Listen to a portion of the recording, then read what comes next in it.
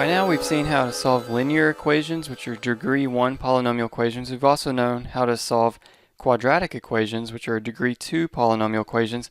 Naturally, it makes us want to look further.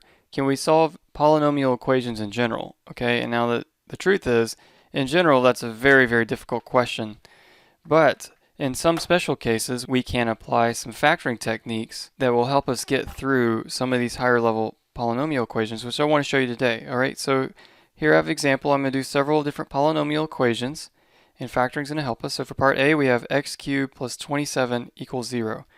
Okay, now at first this doesn't look like it's going to factor, but then we think back to some of our factoring rules, the special binomials.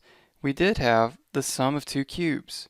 The sum of two cubes actually does factor as a plus b, a squared minus ab plus b squared. So with that in mind, I can now look at x cubed plus 27 and realize that 27 is the same thing as 3 cubed. So in this case, x is the a and 3 is the b. This is going to factor as x plus 3 times x squared minus 3x plus b squared, which is 9, equals 0. All right, so from here, now that I've broken it down into a linear times a quadratic, I know how to solve the linear. I know that x equals negative 3. On the quadratic part, I can't think of two things that multiply to give me positive 9 and add to give me negative 3. All right, so I'm going to have to use quadratic formula there. So I'll do that very quickly. And remember, it's x equals negative b plus or minus square root of b squared minus 4ac all over 2a. So when I apply that to this situation, I get 3 plus or minus the square root of 9 minus 4 times 9 over 2. Now from this point we could see why this thing won't factor nicely here, because I have a negative under my square root. So I'm going to be in the complex plane, but let's see what we get.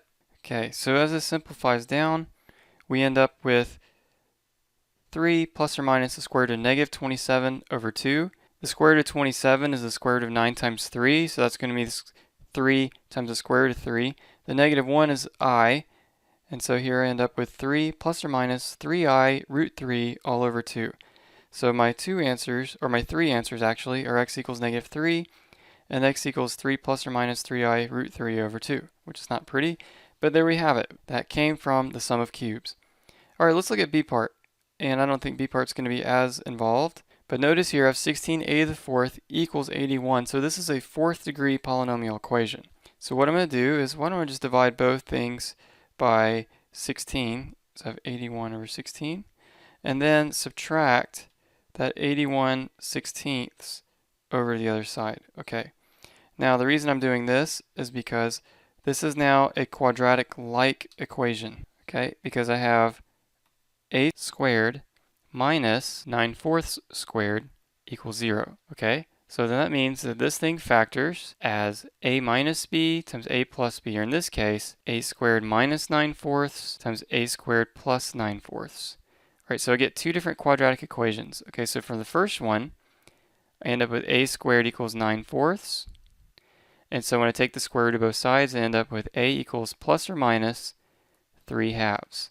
For the second one, I do the same thing, and a squared equals negative 9/4. So when I take the square root of both sides, this time I'm taking the square root of a negative, so I'm going to have plus or minus 3/2 I.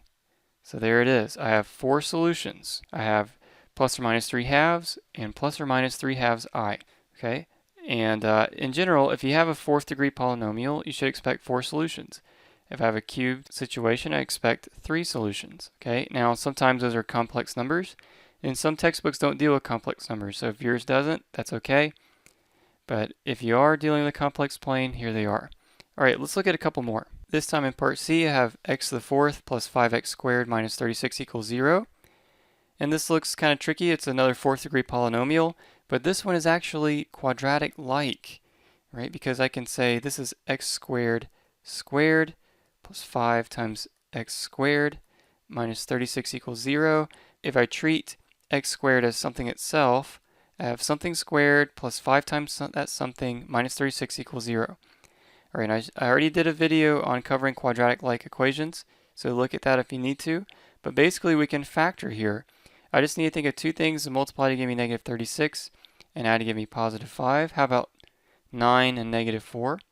So this is going to be x squared plus 9 and x squared minus 4 equals 0. Okay, so for the first one, I end up with x squared equals negative 9. Taking the square root of both sides, that means I get plus or minus. Taking the square root of a negative, right, that's going to be 3i. For the second one, I end up with x squared equals 4. So when I take the square root of both sides, I end up with plus or minus 2. And so there are my 4 solutions. Plus or minus 2 and plus or minus 3i. Alright, now for part D here, I have x cubed plus x squared minus 4x minus 4. Okay, now I can't factor out anything. This is a cubic polynomial. I don't have any special binomials that I can apply here. So what do? We're going to do factor by grouping. Okay, so I'm going to group my first 2 terms together, and then I'm going to make this a plus, a negative, because I want to group these second 2 terms together. When I do that now, I can take out a greatest common factor in each group. So look at my first group. I have an x cubed and an x squared. They both have an x squared in common, and when I take out an x squared out of everything, I have an x plus 1. Okay, my second group, I have negative 4x minus 4. I have a negative 4 in common, and when I take that out, I end up with an x plus 1 equals 0. So now I have 2 terms, so I can factor out my common factor of x plus 1. If I do that in the first term, I have an x squared left over, and in my second term, I have a negative 4. So now I have a linear equation, which gives me x equals negative 1, and I have a quadratic equation that's pretty simple to solve. I get x squared equals 4, or x equals plus or minus 2. And so there I have it. I have negative 1 plus or minus 2 as my 3 solutions to this cubic polynomial. Okay, now again, in general, polynomials are really hard to solve. We have the quadratic formula for quadratic equations, thankfully, but what about for 3rd and 4th degree polynomials? What if we didn't have these clever factoring techniques? Actually, there is a cubic polynomial formula that solves all cubic polynomial equations called Cardano's formula. The problem is it's extremely complicated, and it takes way longer than is practical, and would take multiple blackboards just to write it out. Okay, now for 4th degree polynomials, there's actually a formula for that called Ferrari's formula. And Ferrari's formula needs Cardano's formula. And so Ferrari's formula takes about 4 or 5 pages more than Cardano's formula. Again, it's very impractical, but these 2 Italian Renaissance mathematicians provided some very impressive mechanics to solve polynomial equations of degrees 3 and degree 4. What about degree 5? So for degree 5 or higher, actually, there is no general method to solve 5th degree or higher polynomial equations. So that means there is nothing that will solve all 5th, 6th, 7th degree polynomial equations. And not only that, we have proven in mathematics that there will never be such a formula, that it's impossible to solve general polynomials for degree 5 or higher. All right, so it's impressive that we have Cardano's and Ferrari's formula, and it's even more impressive that we know for sure that there are not general solutions for higher degree polynomials. But for what we have in college algebra, thankfully, factoring will tackle most of it, and what they can't tackle, we'll use synthetic division for, which we'll learn later. If you have any questions on this, I'd be glad to help, and thanks for watching.